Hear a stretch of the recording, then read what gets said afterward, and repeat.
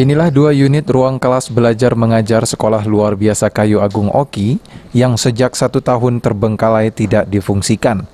Terlihat pintu ruangan depan sekolah sudah mulai rusak dan jendela kaca sudah bolong. Tidak ada bingkai jendela dan kacanya lagi.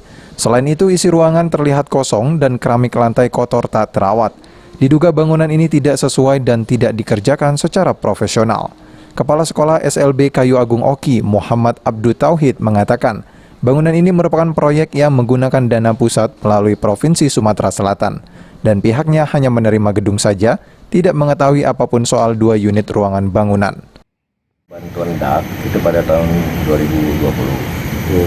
Ya, mereka cuma mengasih, istilahnya bukan mereka sih, dinas atau provinsi mengasihkan bantuan RKB ini, ruang kelas baru namanya kan.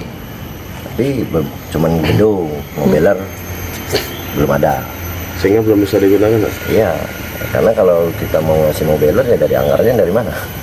2 lokal nih, artinya memang tidak ada mobiler. Ya waktu udah selesai ya udah, saya juga nggak mau berani nanya kan. Anggarannya tahu Pak? Saya juga belum tahu Pak. Anggarannya tidak tahu. Selesai tahun berapa kemarin? 2020. Ya kan setahun ini.